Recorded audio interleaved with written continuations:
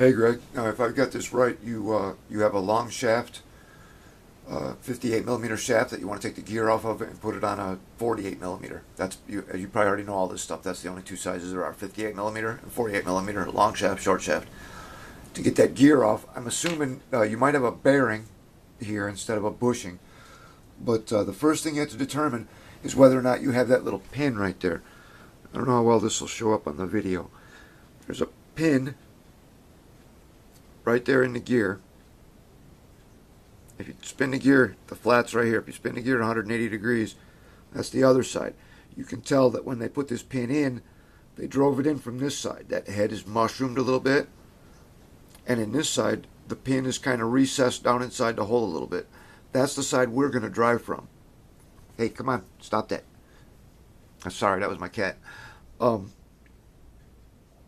You're going to have to get creative here, buddy. You got to find a way to cradle this.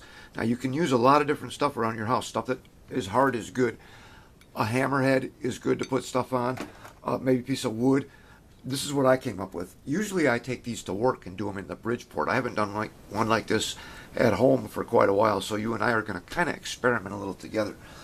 The first thing you got to do is get that pin out of there. And that pin is hard.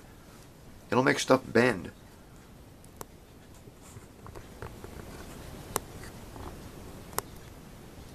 Unfortunately, I got one of those cheesy little $100 Kodak cameras, so I don't know how well you'll be able to see that. I hope my big head isn't in the way. Now you got to position this so that the side we want to drive is up. Now you can tell when they did it, they had that flat down. That probably made it a lot easier. But hey, try and position it so that you won't hurt the bearing or the bushing.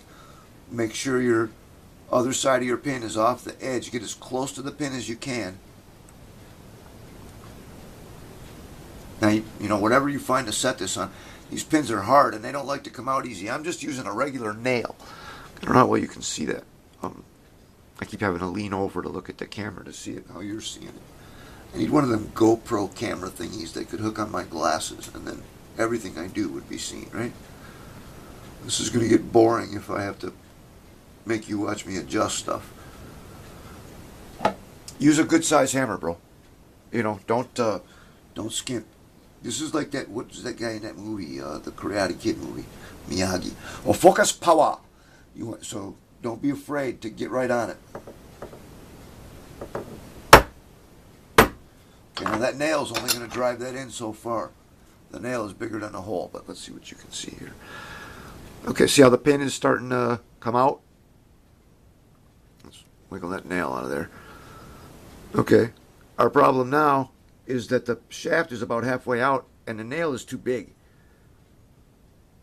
I've been thinking about this. This is a problem. I wonder if I could maybe grind that nail down a little bit. I'm going to try this to see what happens. See if I can get my stubby fingers on there. This, I took a push pin, you know, like a thumbtack. So I got one of the, I don't see one laying around. One of these things. I took one of these and I broke it with a pair of pliers, and I got this out of it. And I'm going to try this and see. But man, that pin is hard, and I tried. Oh, look! Did you see that? That sucker fell right out. How lucky can we get? That was awesome. This is going to make this a lot easier.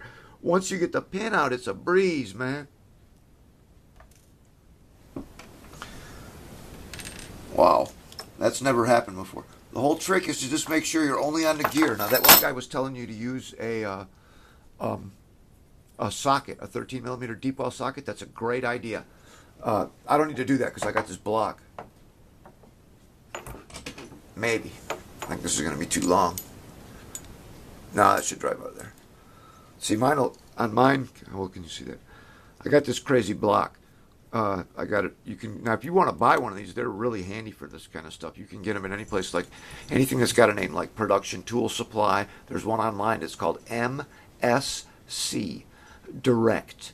Okay, they got it like .com or something. It'll be easy to find. They got all kind of blocks like this. But anyway, find something like a socket. Socket would be good, or just two straight pieces of something hard that are close together. Hammerhead would be a little bit too short. If you had a thicker hammer, that might be good for one side. You're gonna have to get creative, brother.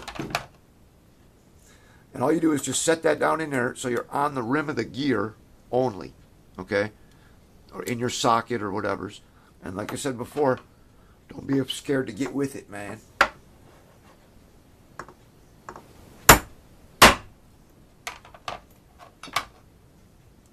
All right, now I'm going to have to get a punch of some kind. See how much room I got left. I'm down to the bottom. Dang. Time for me to get creative. Move over towards the middle. That's close. And I got to hold the punch? Maybe. Now I got to find a punch. I'm not sure what I'm going to use yet. Darn. Oh, I wonder if another shaft would work. Nah, I don't want to punch it. Here we go. But see, I need that hammer to... This is what happens when you deal with hippies. Okay, yeah, I thought it might be. Once you get it started, a lot of times they get easy. So that's it, man. Get that gear off of there. When you go to put it on the other gear, say I wanted to turn it around. Get it started. Same procedure. Put it in between your two. Make sure you got the right bearings and bushings. I think the bushing, or the bushing fell off of this one. It's a good thing I don't need this one. Sorry about this crappy video, bro. If you want to put it back on, same procedure. I really hope that helped, bro. See ya.